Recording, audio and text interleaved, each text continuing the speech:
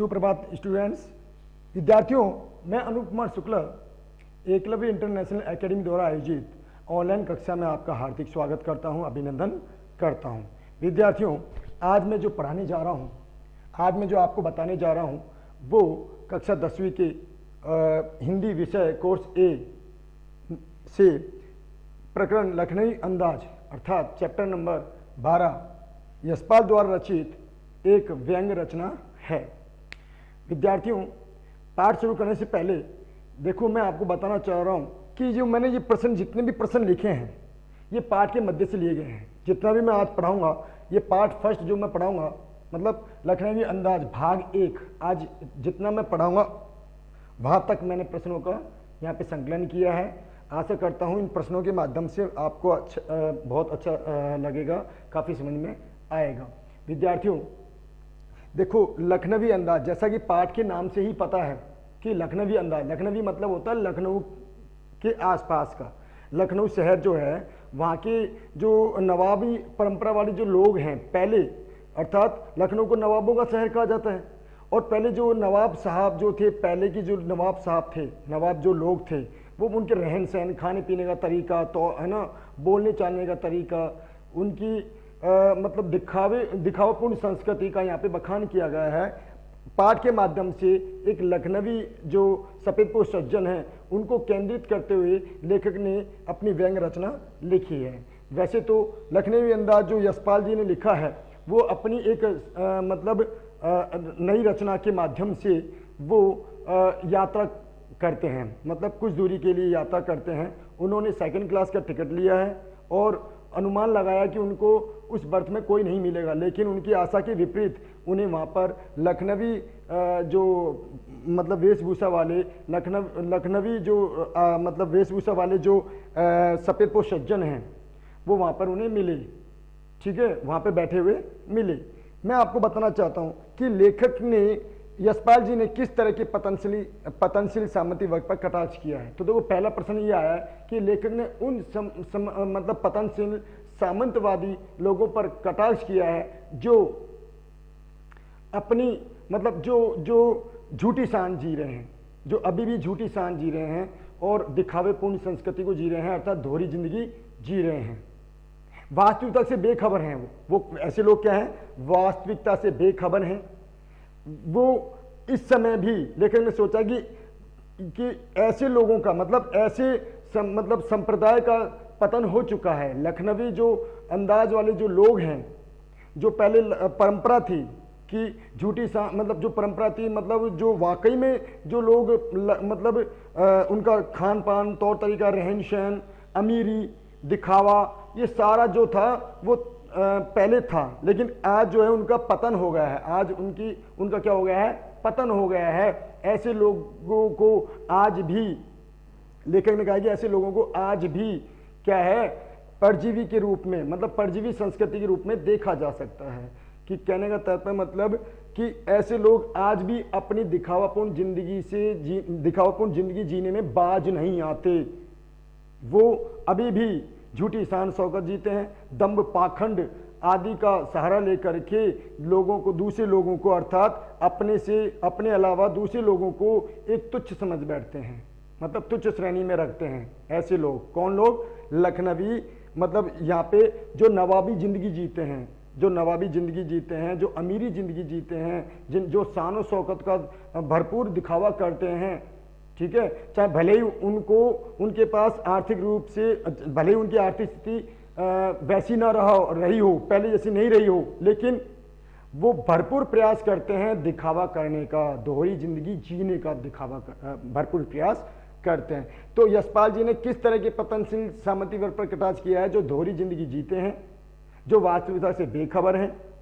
ऐसे लोगों को आज भी परजीवी संस्कृति के रूप में देखा जा सकता है। और पाठ के माध्यम से बताया है कि जब लेखक अपनी कहानी की रचना के लिए सेकंड क्लास का टिकट खरीदते हैं, तो उन्होंने ऐसी संस्कृति वाले लोग, जो पतन मतलब दोहरी जिंदगी जीने वाले जो आदमी, अर्थात नवाब साहब को वहाँ पर देखा। उनकी भाव भंगिमा, उनके हाव भाव, उनके एक्सप्रेशंस, उनके बोलचाल के तरीके को देख करके उन्होंने यह कहानी की रचना की है। वैसे तो वो अपनी नई कहानी की रचना के लिए ही सेकंड क्लास का टिकट लिया, वो जबकि उस समय महंगा आता था, वो टिकट महंगी आती थी, लेकिन उन्होंने कुछ ज़्यादा दूर तो जाना नहीं था उनको, लेकिन उन्होंने अपनी नई कहानी की रचना के संबंध में जब उन्होंने सेकंड क्लास का टिकट लिया तो उन्होंने पाठ के आधार पर यही होगा कि उन्होंने एक ऐसे व्यक्ति को देखा, एक सफेदपोश सज्जन को देखा जो नवाबी संस्कृति से ओतप्रोत है, जो नवाबी तौर तरीके से संपन्न है, जो झूठी शान शौकत दिखाने के लिए भरपूर प्रयास करता है। खीरे जैसी तुच्छ पदार्थ को भी खीरे जैसी तुच्छ पदार्थ को भी सूंघ करके बिना खाए जो है खिड़की से बाहर फेंकता चला जाता है। ऐसे लोग पर उन्होंने कटाक्ष किया है। मैं पाठ के माध्यम से बताना चाहूंगा कि मुफस्सिल की ट्रेन जो है, पैसेंजर जो है, मुफस्सिल मतलब होता है कि मेन जंक्शन, शहर कोई बड़ा शहर है उसके आसपास का कोई स्टेशन, उसके आसपास का जो स्टेशन है, रेलवे स्टेशन है, वहां से मुफस्सिल की ट्रेन जो है, पैसेंजर ट्रेन चल पड़ने को उतावली कर रही, फूकान मार रही है। अब यहां पर फूकान मतलब शोर कर रही है, वो चलने के लिए रेड तैयार है। तो लेखक जो है अपनी नई कहानी की रचना के लिए जो है ट्रेन का सहारा लेते हैं कि वो चाहते हैं कि वो मतलब ट्रेन में मतलब ट्रेन के माध्यम से ट्रेन की बर्थ में बैठ करके एकांत में बैठेंगे और प्राकृतिक दृश्यों को निहारते हुए अपनी रचना का संकलन करेंगे, अपनी रचना को लिखेंगे। तो इसलिए उन्होंने जो है, लेखक ने जो है सेकंड क्लास का टिकट लिया है। तो यहां पर क्या है कि आराम से सेकंड क्लास में जाने के लिए दाम अधिक लगते थे उस समय। आराम से सेकंड क्लास में जाने के लिए क्या लगते थे? दाम अधिक लगते थे। उस समय टिकट ज्यादा लगती थी, लेकिन दाम अधिक लगते थे। दूर तो जाना नहीं था लेखक को दूर नहीं जाना था। वो अपनी कहानी को रचना देने के लिए, नया रूप देने के लिए, नई रचना के लिए प्राकृतिक दृश्यों को भी निहारते हुए अपनी रचना को लिखना चाहते थे। तो वो क्या है कि जब ट्रेन फूकान मार रही थी तो वहां से वो दौड़ते हुए चलती हुई ट्रेन में चढ़ लिए। उन्होंने सोचा कि डब्बा जो है खाली होगा, लेकिन वो डब्बा उन्हें खाली नहीं मिला। तो एक क्वेश्चन आ रहा है, लेखक ने भीड़ से बचकर अपनी कहानी के लिए सेकंड क्लास का टिकट क्यों खरीदा? देखो बहुत अच्छा क्वेश्चन है ये, मैंने आपको बता दिया कि लेखक ने भीड़ से बचकर अपनी नई कहानी की रचना के लिए सेकंड क्लास का टिकट इसलिए खरीदा क्योंकि उन्हें दूर तो जाना नहीं था। उन्होंने सोचा कि मतलब वो एकांत में अकेले किसी खाली बर्थ में बैठ करके अपनी कहानी, नई रचना के लिए अच्छी तरह से सोच सकते हैं, अपनी रचना को लिख सकते हैं। ठीक है, तो उन्होंने सेकंड क्लास का टिकट लिया, जबकि उस समय सेकंड क्लास की टिकट जो है के लिए दाम अधिक लगते थे। उन्होंने सोचा कि बर्थ खाली मिलेगा, उन्हें कोई डिस्टर्ब नहीं करेगा, उन्हें कोई व्यवधान पैदा नहीं करेगा उनकी रचना में, तो इसलिए उन्होंने सेकंड क्लास का टिकट खरीदा। तीसरा क्वेश्चन आता है, लेखक के अनुमान के प्रतिकूल डिब्बा निर्जन क्यों नहीं था? ये अभी मैं बताऊंगा, तो आगे देखना। वहां पे जब लेखक उस बर्थ में चढ़ जाते हैं, उस बर्थ में चलती ट्रेन में बर्थ में चढ़ जाते हैं, तो उन्हें वो क्या देख करके दम्भ रह गए कि उनके अनुमान के प्रतिकूल डिब्बा निर्जन नहीं था। जिस बर्थ में वो गए उन्होंने पहले सोचा कि वो डब्बा खाली मिलेगा, उन्हें कोई डिस्टर्ब नहीं करेगा, उन्हें व्यवधान पैदा नहीं करेगा, लेकिन वो डब्बा खाली नहीं मिला। उसमें पहले से एक शहर के सफेदपोश सज्जन जो थे, नवाबी नस्ल के कोई नवाब साहब बैठे हुए थे, आलती पालती मारे हुए बैठे हुए थे। तो आलती पालती मारते बैठे हुए थे, तो लेखक ने सोचा कि जैसे वो अंदर बर्थ में गए तो उनके अनुमान के प्रतिकूल उन्हें डिब्बा निर्जन नहीं मिला। जैसे वो बर्थ में गए तो उनके अनुमान जो उन्होंने लगाया था उसके विपरीत उन्हें डब्बा मिला, जबकि उसमें पहले से ही कोई बैठा हुआ था। वो कौन था? नवाब साहब, नवाबी नस्ल के सफेदपोश सज्जन जो हैं। सफेदपोश सज्जन मतलब सभ्य संस्कृति वाले सज्जन। यहाँ पे सफेदपोश का मतलब सफेद वस्त्र धारण नहीं, सफेदपोश का मतलब होता है कि सभ्य संस्कृति के मनुष्य, जिसको कहा जा सके वास्तव में जो काफी साफ मन वाला हो, स्वच्छ मन वाला हो, और जो पहले से वहां पर बैठे हुए थे। लेकिन वो नवाब साहब साफ और स्वच्छ मन वाले नहीं थे, ये मैं आपको पहले बता रहा हूं कि मतलब सभ्य नहीं थे। वो अपनी दिखावा करने के लिए उन्होंने अपनी नवाबी गिरी दिखाने के लिए, अपनी रईसी दिखाने के लिए दुनिया भर के उन्होंने क्या किए? पाखंड किए, दुनिया भर के दंभ किए। किसने किए? नवाब साहब ने। देखो जैसे नवाब, फिर लेखक वहां पे चुपचाप एक कोने में बैठ गया, लेखक उस बर्थ में बैठ गया एक कोने में। तो जैसे बैठा तो वहां पे नवाबी नस्ल के एक सज्जन बैठे हुए थे, ठीक है ना। अब यहाँ पे तीसरा क्वेश्चन आता है कि नवाब साहब की आंखों में असंतोष क्यों दिखाई दिया, कारण स्पष्ट कीजिए। अब देखो क्वेश्चन के अकॉर्डिंग मैं आपको सॉल्व कर रहा हूं यहाँ पे, क्वेश्चन के अकॉर्डिंग टू क्वेश्चन, जो बीच में से क्वेश्चन बन रहे हैं उसके अकॉर्डिंग ही चैप्टर पूरा आ रहा है। जितना मैं पढ़ाऊंगा उतना पूरा आ रहा है कि एक क्वेश्चन बनता है नवाब साहब की आंखों में असंतोष क्यों दिखाई दिया, कारण स्पष्ट कीजिए। तो इसका उत्तर ये होगा इसी चैप्टर के अकॉर्डिंग कि नवाब साहब, जब लेखक वहां पे बर्थ में बैठ गए तो नवाब साहब की आंखों में असंतोष इसलिए दिखाई दिया, मतलब क्योंकि नवाब साहब ने सोचा कि वो अकेले यात्रा करेंगे और मतलब जो दो खीरे जो वो साथ लेके चले हैं, जिस टेबल पे उन्होंने तौलिए बिछा रखी है, तौलिए के ऊपर जो खीरा लगा रख रखा है उसका ढंग से वो रसास्वादन कर लेंगे। उन्होंने, नवाब साहब ने सोचा कि उन्हें कोई डिस्टर्ब नहीं करेगा, उन्हें उनकी जो मतलब तौर तरीका जो है, उनकी मतलब खाने पीने की जो तरीका है, और उनके अलावा और कोई नहीं होगा। लेकिन नवाब साहब के ने आंखों में असंतोष, इसलिए नवाब साहब की आंखों में असंतोष पैदा हुआ। उन्होंने देखा कि शहर का कोई सफेद पोश सज्जन जो है वो उनके बर्थ में आ गया है, अर्थात कौन आ गया है, लेखक।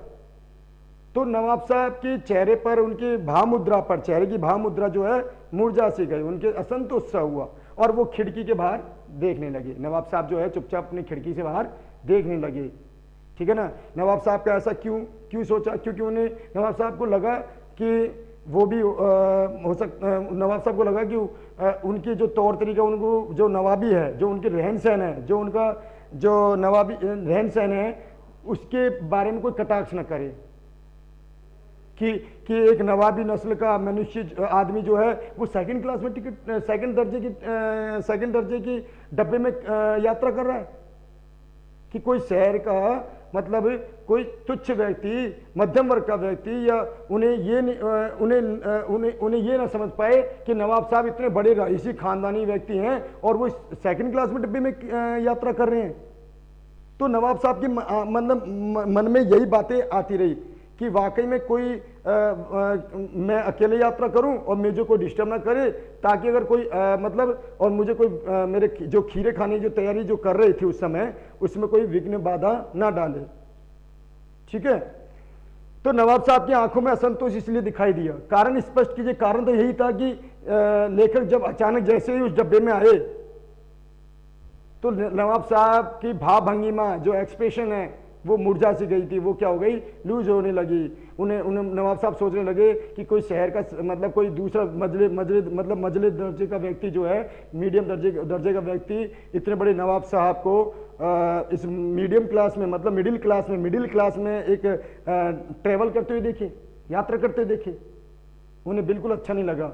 और उनके द्वारा जो खीरा खाने की जो तैयारी थी, उसको इस्तेमाल करने के तरीके को देखे, उन्हें बिल्कुल अच्छा नहीं लगा। नवाब साहब जो है खिड़की, मतलब अपनी जो खिड़की के पास तो बैठे हुए थे, वो खिड़की की तरफ, मतलब खिड़की से बाहर देखने लगे, दृश्य, बाहर के दृश्य को देखने लगे। लेखक जो है चुपचाप वहां पे बैठे हुए थे। आगे लेखक ने नवाब साहब की असुविधा और संकोच का क्या कारण मन लगाया। जैसे नवाब साहब की खिड़की के बाहर देखने लगे तो लेखक ने सोचा कि हो सकता है कि नवाब साहब जो है अपनी, हो सकता है कि नवाब साहब भी जो है अपनी नई कहानी की रचना के लिए उन्होंने अकेले में और एकांत में यात्रा करने के लिए सेकंड क्लास का टिकट लिया हो। लेखक ने अनुमान लगाया कि हो सकता है नवाब साहब ने भी अपनी नई कहानी, किसी नई कहानी की रचना के संबंध में उन्होंने मतलब सेकंड क्लास का एकांत में और अकेले यात्रा करने के लिए सेकंड क्लास का टिकट खरीदा हो, और उन्हें अब गंवारा ना हो। लेखक को अब अच्छा नहीं लग रहा हो कि कोई मतलब कोई मिडिल क्लास का कोई व्यक्ति उन्हें इस तरह यात्रा करते हुए देखे, किस तरह कि भाई नवाब साहब तो बहुत बड़े आदमी हैं और वो भी सेकंड क्लास में, अगर वो चाहते तो फर्स्ट क्लास में भी यात्रा कर सकते थे। लेकिन अब उन्हें गंवारा ना हो, किनको गंवारा ना हो, नवाब साहब को, मेरे जैसा कोई व्यक्ति, मतलब लेखक जैसा कोई व्यक्ति उन्हें सेकंड क्लास मतलब दर्जे की, मतलब सेकंड क्लास में यात्रा करते हुए देखे, और उनके खीरे जैसी तुच्छ पदार्थ, जो वस्तु, मतलब पदार्थ, जो चीज है, उसके इस्तेमाल करने के तरीके को देखे। यह अनुमान लगाया उन्होंने। किसने लगाया? लेखक ने यह अनुमान लगाया। तो लेखक ने भी उत्साह नहीं दिखाया, मतलब यह अनुमान लगाया, सोचा कि हो सकता है जब कहानी के लिए, सूझ के लिए चिंता में खीरे जैसी अपदार्थ वस्तु का शौक करते देखे जाने पर संकोच में हो। भाई खीरे जैसी तुच्छ और अपदार्थ वस्तु को खीरे इस्तेमाल करने के तरीके में संकोच में हो क्या वो, ठीक है। तो उन्होंने इनका ये अचानक भाव परिवर्तन जो है लेखक को अच्छा नहीं लगा। नवाब साहब का जो भाव परिवर्तन है वो अच्छा नहीं लगा। उन्होंने उनके असुविधा और संकोच के कारण का अनुमान लगाया। किसने लगाया? लेखक ने। तो मैं आपको फिर से बताऊंगा, सबका एक शॉर्ट टाइप में बता दूंगा आपको शुरू फिर से। तो आगे जो है, तो खाली बैठे नवाब साहब ने संगति के लिए उत्साह नहीं दिखाया। फिर उसके बाद क्या हुआ? नवाब साहब ने संगति के लिए मतलब अपना साथ पाने के लिए लेखक के साथ उत्साह नहीं दिखाई, एनर्जी रिएक्ट नहीं की, अपनी एनर्जी रिएक्ट नहीं की, उन्होंने कोई रिएक्शन नहीं दिया। अर्थात नवाब साहब ने लेखक से बात करने के लिए कोई रिएक्शन नहीं दिया उस समय तक, ठीक है ना, क्योंकि वो भाप चुके थे। वो भाप चुके थे कौन? लेखक। किसको? नवाब साहब को। उन्होंने भी, लेखक ने भी उत्साह नहीं दिखाया, ठीक है। तो अपनी उन्होंने उत्साह नहीं दिखाया, तो लेखक ने भी कोई उत्साह नहीं दिखाया। उन्होंने भी आत्मसम्मान को बचाए रखने के लिए नजरें फेर ली। किसने नजरें फेर ली? लेखक ने। किससे नजरें फेर ली? नवाब साहब से। जब नवाब साहब ने कोई उत्साह नहीं दिखाया, क्यों? और वो खिड़की के बाहर, मतलब खिड़की के बाहर देखते चले गए। लगा जब लेखक जैसे ही बर्थ में आया तो उन्होंने, एक तो लेखक के आने से उन्हें असुविधा हुई, उन्हें असंतोष दिखाई दिया। नवाब साहब की आंखों में असंतोष दिखाई दिया। किसको? लेखक को, नवाब साहब की आंखों में। और उन्होंने जब असंतोष दिखाई दिया तो वो खिड़की के बाहर देखते चले गए। उन्हें लेखक का यूं आ जाना, अचानक से आ जाना, अचानक आ जाना, डब्बे में कूद जाना, लेखक द्वारा अचानक से डब्बे में कूद जाना नवाब साहब को बिल्कुल अच्छा नहीं लगा, ठीक है। तो उन्होंने अपनी तरफ से कोई भी मतलब बोलने की कोई भी चेष्टा नहीं की। किससे नहीं की? लेखक से, ठीक है। तो लेखक ने भी अपने आत्मसम्मान को निभाना उचित समझा। लेखक ने भी अपने आत्मसम्मान को निभाना, मतलब आत्मसम्मान को बचाए रखने के लिए उन्होंने भी नवाब साहब से अपनी नजरें चुरा ली, अर्थात नवाब साहब की तरफ नहीं देखने लगे। अचानक क्या होता है? खाली बैठे कल्पना करते रहने की पुरानी आदत थी। किसकी? लेखक की। खाली बैठे कल्पना करते रहने की पुरानी आदत किसकी थी? लेखक की, ठीक है ना। नवाब साहब की असुविधा और संकोच के कारण का अनुमान करने लगे। नवाब साहब की असुविधा और संकोच के कारण का अनुमान करने लगे। अब अनुमान मैंने आपको पहले बता दिया, ये शॉर्ट में बता दिए वही अनुमान कि क्या करने लगे कि हो सकता है नवाब साहब बिल्कुल अकेले यात्रा कर सकने के लिए उन्होंने टिकट खरीदा हो सकता है नवाब साहब ने बिल्कुल अकेले यात्रा कर सकने के लिए उन्होंने टिकट खरीदा हो, और हो सकता है कि वो अपनी किसी नई कहानी की रचना के लिए उन्होंने अकेले में और एकांत में यात्रा करने के लिए इस बर्थ को चुना, इस खाली बर्थ को चुना। अब उन्हें गवारा ना हो कि कोई शहर का सफेद को सज्जन जो है, अर्थात लेखक जैसा कोई व्यक्ति, मिडिल क्लास का व्यक्ति, नवाब साहब मतलब नवाबी खानदान रईस, नवाबी खानदान वाले, नवाबी तौर तरीके वाले, नवाबी रहन सहन वाले व्यक्ति को इस तरह यात्रा करते हुए देखे। किस तरह? सेकंड क्लास में यात्रा करते हुए देखे। ये संकोच और असुविधा का कारण का अनुमान लगाया। किसने लगाया? लेखक ने। आगे चलते हैं, आगे क्या होता है।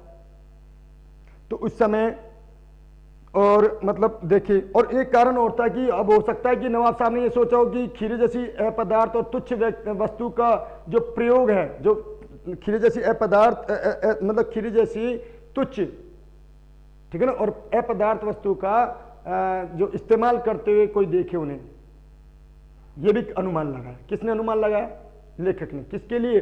नवाब साहब की भाव भंगिमा को देख करके, नवाब साहब के एक्सप्रेशन को देखते हुए, नवाब साहब की जो इस तरह की असुविधा हो जो हो रही थी उन्हें अचानक से लेखक के आ जाने से, उसका अनुमान करने लगे, ठीक है ना। अब बिल्कुल वहां तक तो हो गया। अब आगे क्या होता है? तो लेखक जो है कनखियों से मतलब तिरछी नजरों से नवाब साहब को देख रहे थे। अब लेखक जो है चुपचाप एकांत में बैठे हुए थे, एक साइड में बैठे हुए थे, और नवाब साहब खिड़की के पास बैठे हुए थे, खिड़की से बाहर झांक रहे थे, खिड़की से बाहर लगातार देख रहे थे। लेखक को पुरानी आदत थी कल्पना करते रहने की, तो उन्होंने अनुमान भी लगा लिया। भाई अनुमान भी लगाया। किसके लिए अनुमान लगाया? नवाब साहब के द्वारा जो एक्सप्रेशन था, नवाब साहब की जो असुविधा का जो कारण था, एक्सप्रेशन, नवाब साहब को जो डिस्टर्बेंस हुआ था उसका क्या करने लगे? वो एक अनुमान लगाने लगे। उनके मन में विचार आया। किसके प्रति? नवाब साहब के प्रति। उन्होंने भी अपने आत्मसम्मान के लिए नजरें फिरा ली, और जो है तो अचानक से क्या हुआ, वो तिरछी नजरों से, जो लेखक जो है तिरछी नजरों से नवाब साहब को देखे जा रहे थे, लेकिन नवाब साहब टच से मस नहीं हो रहे थे। नवाब साहब जो है टस से मस नहीं हो रहे थे। नवाब साहब कुछ ना कुछ सोच रहे थे कि अब हो क्या, इनसे कैसे बात करूं, क्या कहूं, किससे, लेखक से। वो भी खिड़की के बाहर देखते जा रहे थे, क्या कहूं, कैसे कहूं। तो अचानक से क्या हुआ, लेखक को लगा एक आवाज आई। लेखक को लगा, क्योंकि उन्होंने भी अपनी नजरें फेर ली थी और तिरछी नजरों से देखे जा रहे थे। नजरें पहले तो उन्होंने अपनी नजरें फेर ली आत्मसम्मान को बचाए रखने के लिए, बाद में कल्पना करते रहने पुराने आदत तो वो तिरछी नजरों से उनको देखते रहे, बार बार कभी कभी देखते रहते। तो अचानक से एक आवाज आई। किसकी आवाज आई? नवाब साहब की। किसके प्रति? लेखक के प्रति। तो लेखक ने ओ नवाब साहब ने सहसा संबोधन किया, अचानक से संबोधन किया। क्या किया? आदाब अर्ज, आदाब अर्ज, नमस्कार। आदाब अर्ज मतलब क्या कहा नवाब साहब ने? आदाब अर्ज, ठीक है ना जनाब, खीरे का शौक फरमाएंगे। क्या कहा कि आदाब अर्ज जनाब, जनाब मतलब साहब, अजी साहब नमस्कार, क्या आप खीरे का शौक फरमाओगे? क्या आप खीरा खाना पसंद करोगे? किसने कहा? नवाब साहब ने। जबकि उससे पहले तो खिड़की के बाहर अचानक देखते रहे, लगातार देखते जा रहे थे। अब लेखक नवाब साहब करे तो करे भी क्या? नवाब साहब कब तक खिड़की से बाहर देखते रहते? नवाब साहब कब तक खिड़की से बाहर देखते रहते? तो नवाब साहब ने सोचा भाई खीरा भी रखा हुआ, अब क्यों ना हम अपनी रईसी का प्रदर्शन करें, क्यों ना अपनी शान शौकत, क्यों ना अपनी रईसी का प्रदर्शन करें। किसके सामने? लेखक के सामने। तो अचानक से क्या हुआ, जैसे वो खिड़की के बाहर देख रहे थे, अचानक से अपनी नजरें मुड़ाई, नजरें फेरी और लेखक की तरफ देखने लगे और लेखक को बोलने लगे आदाब अर्ज, मतलब नमस्कार जनाब साहब, क्या आप खीरे का खाना पसंद करोगे? खीरे का शौक फरमाओगे? क्या आप खीरा खाना पसंद करोगे? अब लेखक करे भी तो करे क्या, क्योंकि इतनी देर से जब लेखक देख रहा था कि नवाब साहब को लेखक के अचानक आ जाने से जो असुविधा हो रही थी, जो संकोच हो रहा था, वो अचानक ऐसा भाव परिवर्तन किसके द्वारा? नवाब साहब द्वारा।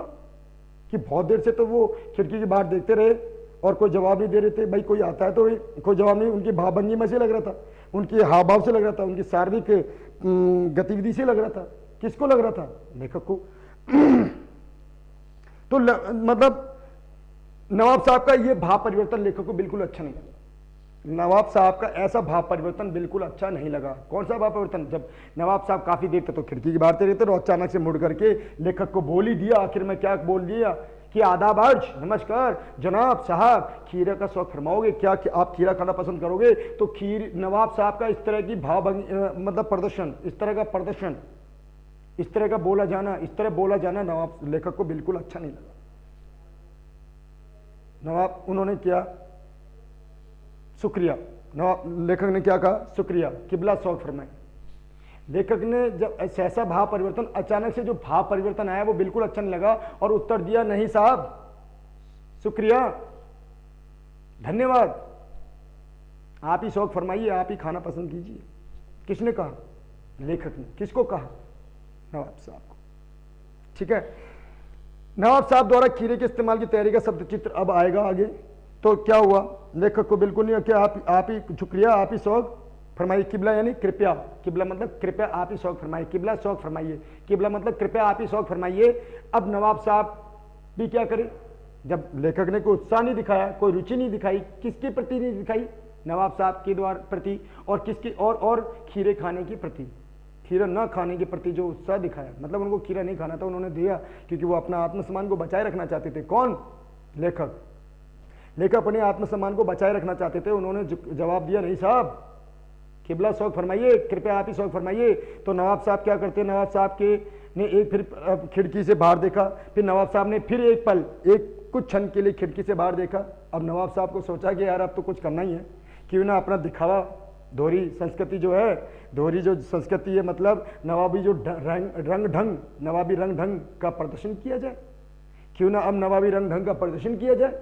तो उन्होंने क्या किया? कुछ पल खिड़की से बाहर देखा और अचानक से जो टेबल पे जो खीरे रखे हुए थे, खीरे के नीचे जिस तौलिए पर खीरे रखे हुए थे, उस तौलिए को झाड़ने लगे, उस तौलिए को झाड़ने लगे खिड़की से बाहर देख करके। जैसे ही मतलब कुछ पल खिड़की से बाहर देखा और फिर क्या हुआ? टेबल पे जो जिस तौलिए के ऊपर खीरे रखे हुए थे, 2 खीरे रखे हुए थे, उस तौलिए को उठा करके झाड़ने लगे और अपनी सीट के नीचे से पानी से भरा हुआ लोटा उठाया, पानी से भरा लोटा उठाया और खीरे को उठा करके एक एक खीरे को खिड़की से बाहर धोने लगे। खिड़की से बाहर दौड़ने लगे और खीरे को मतलब जो तौलिया जो झाड़ा हुआ था उसको वापस से टेबल पे बिछाया और खीरे को उसके ऊपर रख दिया। और क्या हुआ, जेब से चाकू निकाला, चाकू निकाल करके खीरे के सिरे को काटने लगे, एक एक खीरे के सिरे को काटा। और सिरे को जब खीरे के सिरे को काटे तो सिरे से क्या है, जो कटा हुआ जो सिरा है, कटा हुआ जो हिस्सा है उस पर क्या हुआ, उसको गोदने लगे, खीरे को क्या करने लगे, गोदने लगे। और उसमें जो झाग निकलता है, देखो हम ना खीरे में से जब कड़वाहट निकलती है, खीरे की कड़वाहट निकालने के लिए उसको खीरे को गोदने लगे और कुछ जो गुदा हुआ जो ऊपर से कुछ सिरे को काट करके, गुदे हुए सिरे को काट करके खिड़की के बाहर फेंक दिया और बड़े करीने से खीरे को बड़ी सावधानी से छीलने लगे, बड़ी सावधानी से छीलने लगे, एक एक खीरे को छीलने लगे और छील करके उसे बड़े एहतियात से, बड़ी सावधानी से, बड़ी एहतियात से मतलब बड़ी सावधानी से उसको फांकों को काटने लगे, मतलब फांक बनाने लगे, खीरे की फांक तैयार करने लगे। और एक एक फांक को जो है बड़ी तौर तरीके से, जैसे नवाबी ढंग से, जैसे नवाब बड़े लोग होते हैं ना, बड़े लोग जो बहुत तरीके से मतलब अपना खान पान जब खाते हैं तो बड़े मतलब सभ्य तरीके से, बड़े स्वच्छता से, बड़ी सुंदर तरीके से वो भोजन की तैयारी करते हैं, खाने की तैयारी करते हैं। तो उन्होंने, नवाब साहब ने भी अपने प्रदर्शन तो करना ही था, झूठा प्रदर्शन करना था। धोरी संस्कृति के जो लोग थे, परजीवी संस्कृति वाले जो लोग थे, नवाब साहब परजीवी संस्कृति वाले जो लोग थे, और नवाब लेखक ने ऐसे लोगों पर कटाक्ष किया है। अब देखो आगे देखते जाना क्या किया। तो एक एक खीरे को काटने, मतलब खीरे को छीलने लगे, छिलके को बाहर फेंका और क्या हुआ, खीरे को काटने गए, बड़े एहतियात से सावधानी से खीरे को फांक बनाई और फांकों को तौलिए पर रखते गए, फांकों को तौलिए पर रखते गए। अब खीरे की फांकों को तौलिए पर रख दिया तो क्या हुआ, अब लखनऊ के लोग जो होते हैं, लखनऊ के लोग जो होते हैं, मतलब खीरा बेचने वाले जो लोग होते हैं, लखनऊ के खीरा बेचने वाले लोग जो होते हैं, खीरे के साथ साथ नमक, मिर्च, नमक और जीरा, मतलब नमक जीरा मिला हुआ नमक और जीरा की पुड़िया रखते हैं और मिर्च की पुड़िया भी, पिसी हुई मिर्च की पुड़िया भी रखते हैं। देखो जो खीरा क्या करते हैं कि लखनऊ में खीरा बेचने वाले जो लोग होते हैं, जो रेलवे स्टेशनों पर, बस स्टैंड पर आदि स्थानों पर क्या करते हैं, वो जब खीरा बेचते हैं तो अब उनके साथ, खीरे के साथ क्या प्रस्तुत करते हैं, जीरा, नमक मिला हुआ जीरा और नमक मिला हुआ जीरा और मिर्ची का पाउडर, मिर्च पिसी हुई मिर्च का जो पाउडर जो है, या मतलब किसको देते हैं, लोगों को देते हैं, यात्रियों को देते हैं, लोगों को देते हैं, किसके साथ देते हैं, खीरे के साथ। तो नवाब साहब ने भी ऐसी चीज रख रखी थी, क्या, जीरा मिला हुआ नमक, मतलब नमक मिला हुआ जीरा और मिर्ची की जो सुर्खी है, मिर्ची की जो सुर्खी है, पाउडर है, सुर्खी मतलब पाउडर, उस खीरे के ऊपर बड़ी एहतियात से डालने लगे, बड़े एहतियात से, मतलब पुड़िया में से नमक मिला हुआ जीरा और एक पुड़िया में क्या था, मिर्ची की सुरख थी, मतलब एक एक दोनों में से मिर्ची की सुरख और नमक मिला हुआ जीरे को उस पर बुरकने लगे। बुरकने लगने मतलब बुरकना मतलब डालना, मिश्रण करना, बुरकना मतलब छिड़कना, उस पर छिड़कना, मिश्रण करना, डालना, ये तीनों हैं। तो बुरकने लगे। तो ये एक आ गया यहाँ पर कि नवाब साहब द्वारा खीरे के इस्तेमाल की तैयारी का शब्द चित्र प्रस्तुत कीजिए। तो आपको बच्चों कैसे लिखना है कि नवाब साहब ने पहले क्या किया, वहां से लेकर के और जो मिर्च की जो सुर्खी है वहां तक का आपको लिखना है, जो मैंने आपको एक्सप्लेन कर दिया। अभी यहाँ तक समझ में आया। अब एक क्वेश्चन आता है कि नवाब साहब का मुख किस प्रक्रिया की कल्पना से प्लावित होने लगा। तो ये बाद में आएगा, इससे पहले मैं पाठ को बता देता हूँ। तो आगे क्या होता है, तो लेखक जो है कनखियों से लगाता, उन्हें देखे जा रहा था, उसकी जो खीरे काटने की जो इस्तेमाल, खीरे का मतलब खीरे इस्तेमाल करने की जो तरीका है उसको देख रहे थे। कौन देख रहे थे, लेखक। नवाब साहब के द्वारा खीरे इस्तेमाल करने के तरीके को बार बार देख रहे, मतलब कनखियों से, तिरछी नजरों से, कनखियों से तिरछी नजरों से देखे जा रहे थे। मुंह में पानी भरे जा रहा था। इस तरह की इस्तेमाल करने के तरीके से लेखक के मुंह में पानी जरूर आया था, लेकिन वो जवाब दे चुके थे। किसको जवाब दे चुके थे, नवाब साहब को। शुक्रिया, किबला शौक फरमाए, कृपया आप ही शौक फरमाइए। नहीं धन्यवाद साहब, आप ही शौक फरमाइए। जवाब पहले ही दे चुके थे। कौन दे चुका था, लेखक। तो लेखक तिरछी नजरों से उन्हें देखते जा रहे थे कि उन्होंने सोच रहा कि मियाँ जो है रईस बनते हैं, मियाँ जो है खानदानी बनते हैं।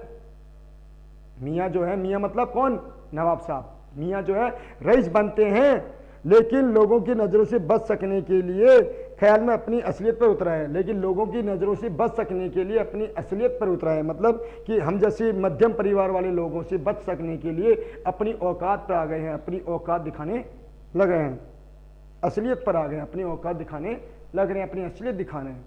अब क्या होगा, लेखक ने सोचा, लेखक जो है खीरे, नवाब साहब द्वारा खीरे की इस्तेमाल करने की एक एक तरीके को देखे जा रहे थे, कनखी मार के तिरछी नजरों से देखे जा रहे थे, और उन्होंने सोचा कि मियाँ तो रईस बनते हैं, मियाँ रईस बनते हैं। लेखक के मुंह में भी पानी आ रहा था, लेकिन वो जवाब दे चुके थे। मतलब देखो कब ये कब आएगा, जब पहले तो उन्होंने अनुमान लगाया कि मियाँ रईस बनते हैं, अनुमान लगाया, और लोगों की नजरों से बच सकने के लिए अपनी असलियत पर उतर आए हैं, अपनी शान शौकत पर उतर आए हैं, अपनी दिखावेपूर्ण संस्कृति पर उतर आए हैं, अपनी दिखावेपूर्ण संस्कृति पर उतर आए हैं।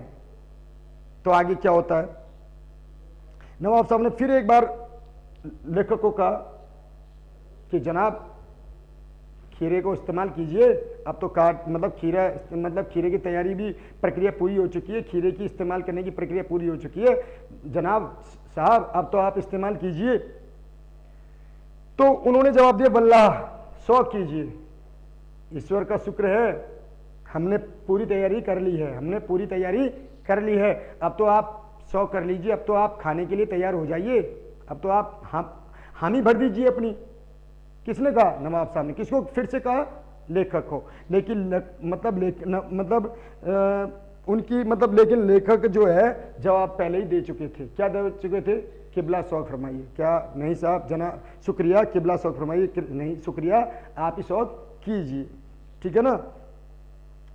तो नमक मिर्च छिड़क दिए जाने से, ताजे खीरे की पनियती फांके देखकर नमक मिर्च छिड़क जाने देने से, नमक मिर्च छिड़क, जब उन नमक मिर्च और जीरा जो उनको ऊपर खीरे के ऊपर जब बुरका था, और ताजी ताजी जो खीरे की फांक थी, ताजी खीरे की फांक थी, उन पर नमक मिला हुआ जीरा और मिर्च का जो पाउडर है, जो सुर्खी है, वो बुरक दिए जाने से उनकी जो खीरे की जो चमक फांक है वो और भी ज़्यादा चमकदार हो जाती है, और भी ज़्यादा चमकीली हो जाती है, उनमें से पानी और निकलने लगता है, बड़ा स्वादिष्ट होने लग जाता है, बड़ा स्वादिष्ट होने लगता है। तो देखो यहाँ पे नमक मिर्च छिड़क जाने से खीरे की पनियाती फांक कर देखकर पानी मुंह में जरूर आ रहा था।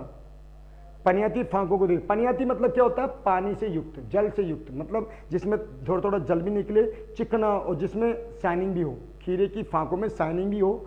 और उस किससे, जब जीरा मिला दिया, नमक मिर्च मिला हुआ जीरा और मिर्च का पाउडर जब उस पर भुरका, तो क्या होने लगा, वो और भी ज़्यादा स्वादिष्ट हो जाता है, खीरा क्या हो जाता है, और भी ज़्यादा स्वादिष्ट हो जाता है। लेखक के मुंह में पानी जरूर आ रहा था पनियाती फांकों को देख करके, लेकिन उन्होंने खाने की इच्छा प्रकट नहीं की, पहले ही मना कर चुके थे कि नहीं, आप ही शौक कीजिए, आप ही खाइए, मुझे नहीं खाना, मुझे बिल्कुल भी नहीं खाना। तो देखो आगे क्या है, आत्मसम्मान निभाना ही उचित समझा। उन्होंने अपना आत्मसम्मान निभाना, मतलब अपने आत्मसम्मान को बनाए रखने के लिए उन्होंने जवाब देना ही उचित समझा।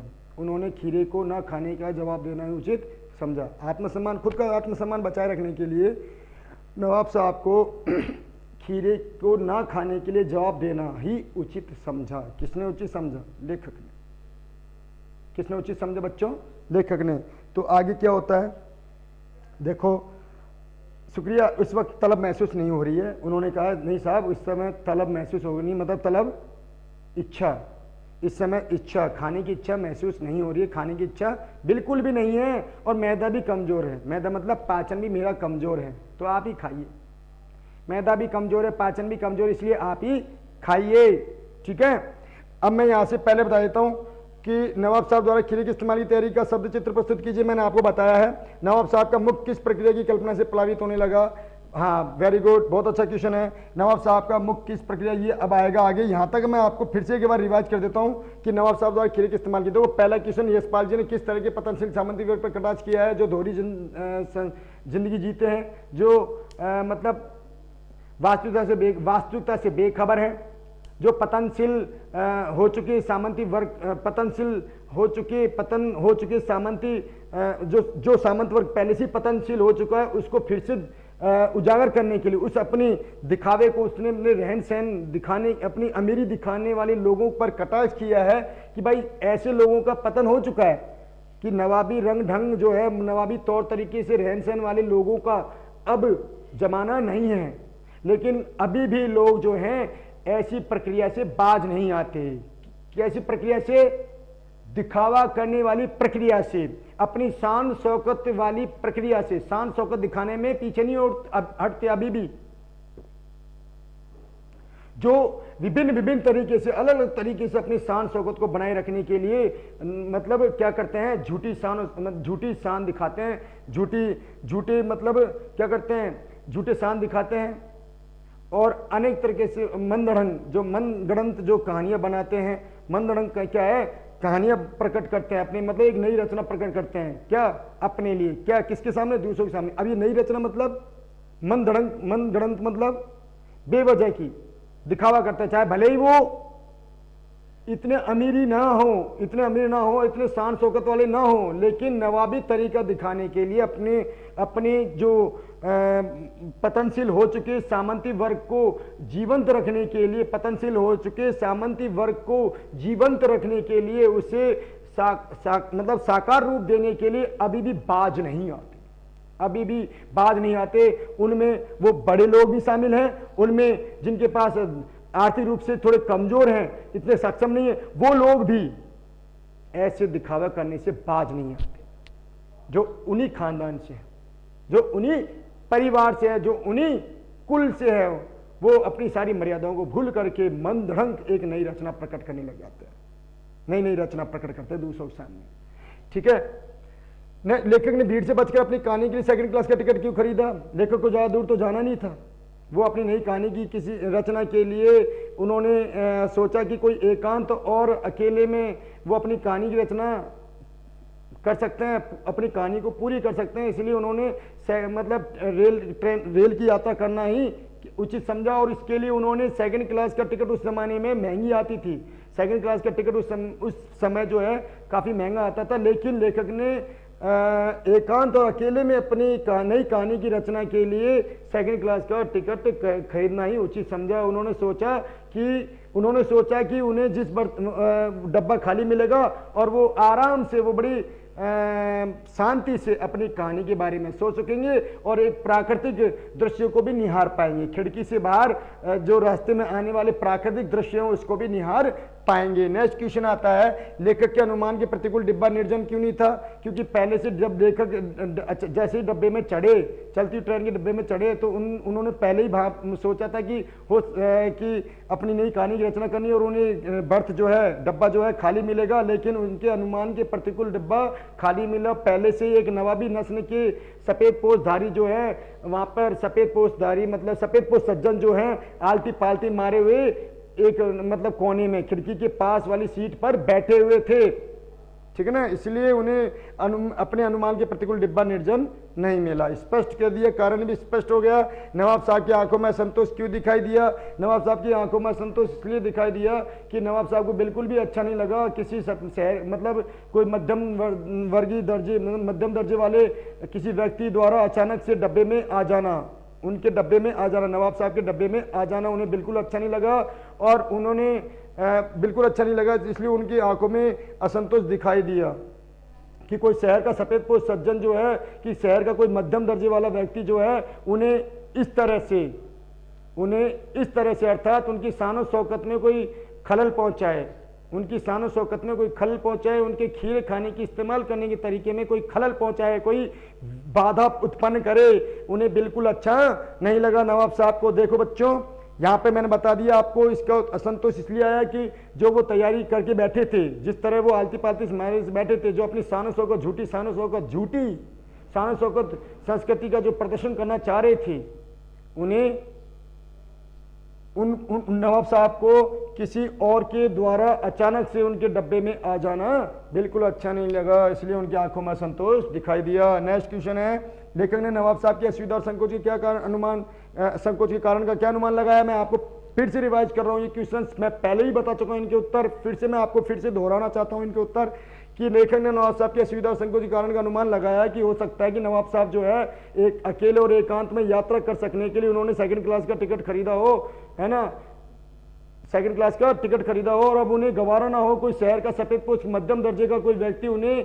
इस तरह यात्रा करते हुए देखे, और खीरे जैसी अपदार्थ और तुच्छ वस्तु को इस्तेमाल करते हुए देखे, ठीक है, तो इसलिए उन्होंने लेखक ने अनुमान लगाया और ठीक है कि हम जैसा लेखक जैसा कोई मध्यम वर्गीय लोग उन्हें नवाबी जो रहन सहन तौर तरीके में कोई बाधा पहुंचाए, ठीक है, और उन्हें ये मतलब कोई ये सोचे कि इतना बड़ा आदमी, कि नवाब साहब के प्रति ये सोचे कि इतना बड़ा आदमी, इतनी रईसी खानदानी व्यक्ति सेकंड क्लास की टिकट दर्जे में टिकट सेकंड क्लास के डब्बे में यात्रा कर रहा है, इस तरह उन्हें बिल्कुल गवारा ना हो सकता। लेखक नवाब साहब के असुविधा और संकोच के कारण का अनुमान इस तरह लगाया। किसने लगाया?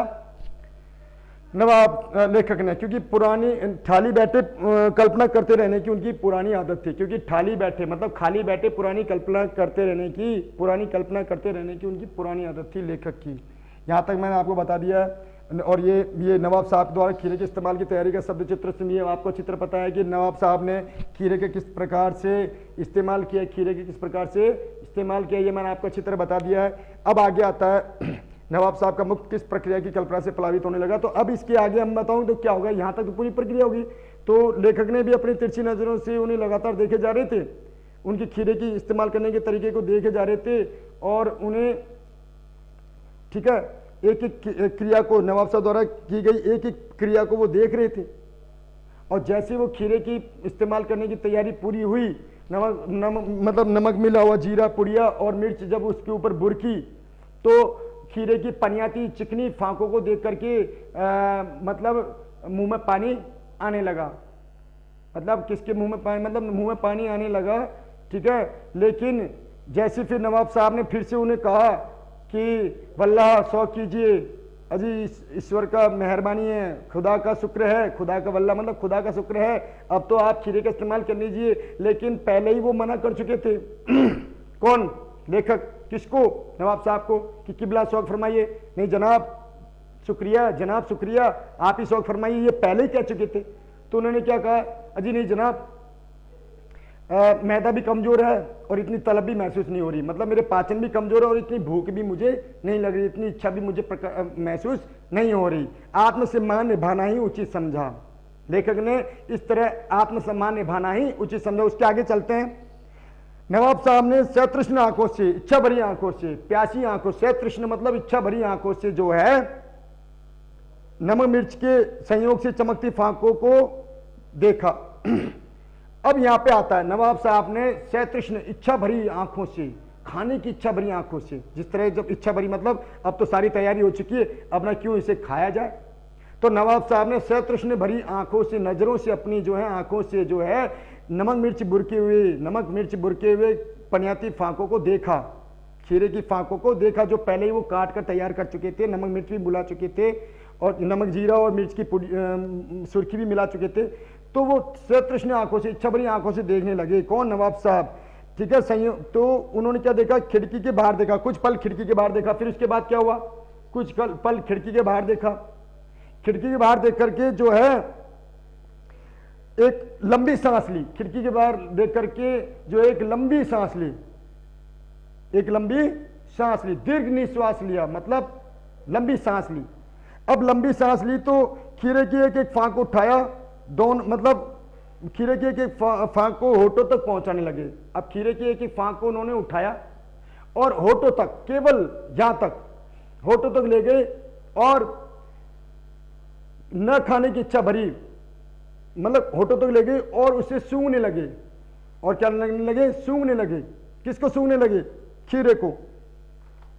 और देखो होठों तक ले गए तो देखो यहां पे आया, एक बार फिर से मैं बता देता हूं कि नवाब साहब ने सतृष्ण भरी आंखों से खीरे की पनियाती खीरे की फांकों को, एक एक पनियाती खीरे की फांकों को जो नमक मिर्च से बुरकी हुई थी, जो पहले ही नमक मिर्च डाली हुई थी, उन पनियाती फांकों को मतलब इच्छा भरी निगाहों से देखने लगे, इच्छा भरी नजरों से देखने लगे। और कुछ फल खिड़की के बाहर देखने लगे, खिड़की के बाहर देख करके लंबी सांस ली और लंबी सांस लेकर के जो है फिर से वापस खीरे की एक फांक को उठाया, होठों तक लाए, होठों तक लेके आए, एक फांक को उठा करके होठों तक लाए, ठीक है ना। और मतलब आंखें मूंद ली और उसके स्वाद की कल्पना में, खीरे के स्वाद की कल्पना में अपनी आंखें मूंद ली। किसने मूंद ली? नवाब साहब ने। देखो दिखावा, एक झूठा मतलब अपनी शान शौकत को किस तरह प्रदर्शन कर रहे हैं। झूठी शान शौकत को किस तरह प्रदर्शन कर रहे हैं। भले ही पहले नवाबी संस्कृति वाले लोग खूब मतलब तो अच्छे तरीके से रहते थे, मौज से रहते थे, खूब सही ढंग से रहते थे, लेकिन आज के पतनशील सामंती वर्ग के लोग भी, इस तरह के पतनशील सामंती वर्ग वाले लोग भी कम नहीं है। उनमें से ये नवाब साहब भी हैं, उनमें से नवाब साहब भी, उन्होंने क्या किया, खीरे की फांक को उठाया और होठों तक लाए और आंखें मूंद करके स्वाद की कल्पना में उसे सूंघने लगे नाक के माध्यम से, और बिना खाए ही एक एक फांक को खिड़की के बाहर फेंक दिया। बिना खाए, उसे बिना खाए ही, केवल स्वाद की कल्पना से ही, केवल खीरे के स्वाद की कल्पना से ही आंखें मूंद ली, खीरे के स्वाद की कल्पना से ही आंखें मूंद ली और बिना खाए एक एक फांक को खिड़की के बाहर फेंकते चले गई। ठीक है ना। और ठीक है, और बेवजह फिर दूसरी फांक को उठाया, इसी प्रकार होठों तक लाए, आंखें मूंदी और गले में भरा हुआ पानी जो था, मतलब गले में जो भरा हुआ पानी जो था उनके नवाब साहब के, वो अंदर ले गई, अपने पेट के अंदर ले गई। मतलब स्वाद मात्र की कल्पना से जो उनके गले में पानी भराया था, उनके मुख में जो पानी भराया था, उसके गले के माध्यम से, उनके किन के मुख में पानी भराया था, नवाब साहब के मुख में जो पानी भराया था, उसको गले के माध्यम से जो है अंदर लेने लगे। उस पानी को जो है, मुख में भरे हुए पानी को अंदर लगे, इस तरह लेने लगे। आवाज आने लगी उनके गले से, जैसे मतलब अब एक, और फिर वो इसी प्रक्रिया को दोहराते किस प्रक्रिया को, एक एक फांक उठाते गए, होठों तक लाते गए, लंबी सांस लेते गए और आंखें मूंद ली, मतलब स्वाद कल्पना से सांस लेने लगे, आंखें मूंद ली, मुंह में भराए पानी को बार बार गले के माध्यम से नीचे उतारने लगे। नीचे उतारना मतलब पेट में लेने लगे, नीचे उतारना मतलब गले में पानी उतारने लगे, मतलब गले के माध्यम से नीचे उतारने लगे, मतलब पेट में ले गए, पानी को अपने पेट में ले गए। नवाब साहब खीरे की फांकों को नाक के पास लाकर वासना से रसास्वादन कर खिड़की बाहर फेंकते गए। अब वासना के रसास्वादन से मतलब खाने की इच्छा मात्र, मतलब कल्पना मात्र से ही, रसास्वादन मतलब जो रस, मुंह में पानी आया था और जो उनकी इच्छा थी खाने की, वो अकेले खाते, लेकिन लेखक के अचानक आ जाने से उन्होंने इस प्रक्रिया को दोहराया, झूठी शान शौकत को दोहराया। वो दिखाने लगे, देखो ये है नवाबों का तरीका, यह है नवाबी लोगों को खाने पीने का तरीका, यह है नवाबी लोगों के खाने पीने का तरीका। समझ में आया बच्चों? क्या क्या करने लगे कि ये है नवाबी लोगों के खाने पीने का तरीका, ऐसे खाया जाता है हमारे यहाँ, बिना खाए केवल स्वाद की मात्र की कल्पना से ही, और मुख में भरे आए पानी को गले के माध्यम से नीचे उतारा जाता है और भर गया पेट। ये दिखाना चाह रहे थे कौन? नवाब साहब। आगे क्या होता है बच्चों? नवाब साहब ने फांको खिड़की हो गया, छोड़ते गए, तो नवाब साहब ने खीरे की सब फांकों को खिड़की के बाहर फेंक दिया। नवाब साहब ने सब खिड़की, सारी फांकों को खिड़की के बाहर फेंक दिया। एक एक खिड़की मतलब फांकों को खिड़की के बाहर फेंकते चले गए, कुछ नहीं हुआ। बिना खाया पिया कुछ नहीं, ठीक है ना, खाया पिया कुछ नहीं, और पेट स्वाद कल्पना से अपना पेट भरने लगे। अब आगे क्या होता है तो देखो, तो खिड़की बाहर फेंक दिया और तौलिए से हाथ और मुख को पोंछ लगे। तौलिया जो बिछा हुआ था उससे उठा करके अपने हाथ और मुख को, हाथों को पोंछा और मुख को पोंछने लगे, तौलिए से पोंछने लगे। और गर्व से, गुलाबी आंखों से हमारी ओर देख लिया, गर्व भरी हुई, मतलब गर्व, जो अहंकार जो था उनके मन में, जो नवाबी तौर तरीका था, गर्व से भरी आंखों से किसकी तरफ देखने लगे? लेखक की ओर। कौन देखने लगे? नवाब साहब। आगे क्या होता है, ठीक है ना, देख लिया, मानो कह रहे हो ये है खानदानी रईसों का तरीका। देखो मैं पहले बता चुका हूं कि मानो ये बता रहे हो कि ये होता है हमारा तरीका, खाने पीने का तरीका हमारा ये होता है, ऐसे होता है, हम बिना खाए पिए ही खीरे जैसी अतुच्छ वस्तु को भी नकार देते हैं। खीरे जैसे पदार्थ को तुच्छ मान लिया और उसे कोई भी दर्जा नहीं दिया कि खीरे को बिना खाए ही जो पेट भर गया, ठीक है ना।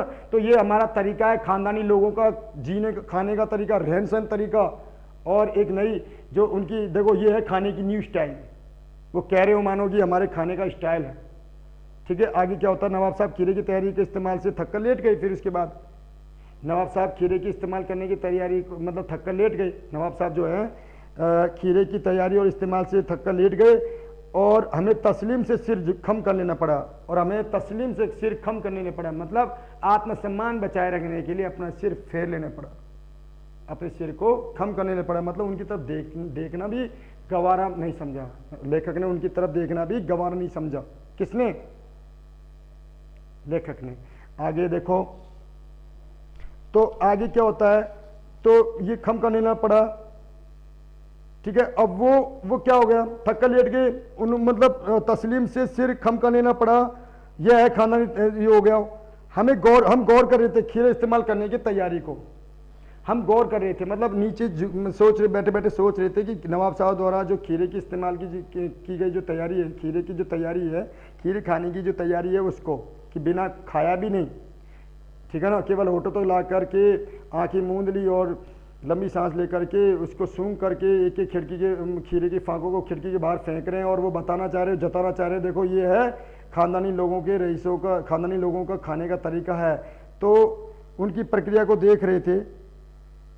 सुगंध और स्वाद की कल्पना से संतुष्ट होने का सूक्ष्म, नफीस और एब्स्ट्रैक्ट तरीका, कि नवाब लेखक ने सोचा कि वाकई में इस तरह के तरीके को क्या कहा जा सकता है, इस तरीके को मतलब कहा जा सकता है कि सुगंध और स्वाद की कल्पना से संतुष्ट होने का सूक्ष्म, सुगंध और स्वाद की तरीके से, सुगंध और स्वाद की कल्पना से, सुगंध मात्र और स्वाद की कल्पना मात्र से पेट भर जाने की जो नफीस सबसे शानदार तरीका होता है, और एब्स्ट्रैक्ट बिना खाए ही केवल स्वाद मात्र की कल्पना से जो पेट भर जाने का जो ढोंग होता है, पेट भर जाने का जो तरीका होता है, वो तरीका दिखाना चाह रहे हो। कौन? नवाब साहब, ठीक है। जरूर कहा जा सकता है, परंतु क्या ऐसे तरीके से उधर की तृप्ति हो सकती है? बहुत अच्छी बात कही। क्या ऐसे तरीके से पेट शांत हो सकता है, पेट की भूख शांत हो सकती है? नहीं। नवाब साहब द्वारा इस तरह का किया गया जाना, जब भले ही नवाब साहब को अच्छा लग रहा हो, लेकिन जो नवाब साहब द्वारा जो इस तरह का किया गया ना, इसको स्वाद की कल्पना मात्र से, सुगंध की कल्पना मात्र से सबसे सूक्ष्म और एब्स्ट्रैक्ट तरीका जरूर कहा जा सकता है। किसने अनुमान लगाया? लेखक ने, कि नवाब साहब के द्वारा इस प्रकार की जो की गई भावभंगिमा है, खीरे की इस्तेमाल किया नहीं, खाया भी नहीं, केवल खीरे को होठों तक ले गए, उसको सूंघ लिया, मतलब उस आंखें मूंद ली और मुंह में पानी भराए पानी को गले के माध्यम से नीचे उतारते चले गए। इसको खीरे की मतलब स्वाद की कल्पना और सुगंध की कल्पना से खीरे की इस्तेमाल कर जाने के तरीके को सबसे, इस तरह की खीरे की इस्तेमाल किए जाने के तरीके को एब्स्ट्रैक्ट और सूक्ष्म तरीका भले ही कहा जा सकता है, लेकिन इस तरीके से उधर यानी पेट की, इस तरह से उधर यानी पेट की जो भूख है वो शांत नहीं की जा सकती। किसने कौन सोचने लगा? लेखक। किसके द्वारा, किसके प्रति सोचने लगा? नवाब साहब के प्रति। तो आगे क्या होता? नवाब साहब की ओर कि फिर अचानक नवाब साहब जो है लेटे, खिड़की पर सीट पर लेट गए। अब लेटे लेटे जो है उनके पेट से जो है, मतलब उन लेटे लेटे जो है डकार का शब्द सुनाई दिया। उनके लेखक को किसका सुनाई दिया? शब्द सुनाई दिया डकार, कि खाया पिया कुछ नहीं और डकार भी आ रही है। मतलब ये तो इस है ना, ये नफीस जो तरीका है, जो एब्स्ट्रैक्ट तरीका है, जो नजाकत है, जो लेखक, जो नवाब साहब की जो नजाकत है, नफासत है, नवाब साहब का जो नजाकत, जो दिखावा, नफासत, बिना खाए पिए ही जो नफासत, मतलब जो उनका मतलब तौर तरीका, खाने का तो तरीका है, और जो लजीज, मतलब जो खीरे जैसे पदार्थ को, जो लजीज पदार्थ को, खीरे जैसी लजीज पदार्थ को है ना, बिना खाए ही जो उन्होंने नफासत जो पेश की, जो उन्होंने नजाकत जो पेश की, किसने नजाकत पेश की? नवाब साहब ने जो पेश की, उस तरीके को एब्स्ट्रैक्ट तरीका जरूर कहा जा सकता है। उसको शानदार तरीका, मतलब शानदार तरीका जरूर कहा जा सकता है, कि लेकिन किस रूप में? खीरे की सुगंध मात्र से और स्वाद मात्र की तरीके से, खीरे की सुगंध और स्वाद मात्र के तरीके वाली स्थिति को देख करके इस तरह की क्रिया को एब्स्ट्रैक्ट और सूक्ष्म और शानदार तरीका भले ही कहा जा सकता है, लेकिन ऐसे तरीके से पेट की तृप्ति फिर भी शांत नहीं हो सकती। आगे क्या होता है? तो डकार सुनाई दिया। नवाब साहब ने हमारी ओर देखकर कह दिया, नवाब साहब ने हमारी जब डकार लिया तो नवाब साहब फिर से एक बार लेखक की ओर देखकर कह रहे हो कि जनाब, खीरा लजीज होता है, खीरा बड़ा स्वादिष्ट होता है, लजीज होता है, बड़ा स्वादिष्ट होता है, लेकिन होता है शकील, लेकिन होता है शकील मतलब आसानी से न पचने वाला, आसान लेकिन होता है शकील मतलब आसानी से न पचने वाला होता है। जो खीरा खाया जरूर जाता है लेकिन वो पचता बहुत मुश्किल से है, बहुत टाइम लगता है, बहुत समय लगता है। उन्होंने ये कह रहे हो, कौन कह रहा है ये? नवाब साहब। किसको कह रहे हैं? लेखक को, कि जनाब खीरा लजीज होता है लेकिन होता शकील भी है। लेकिन खीरा लजीज जरूर होता है लेकिन होता है शकील भी, मतलब आसानी से न पचने वाला भी होता है।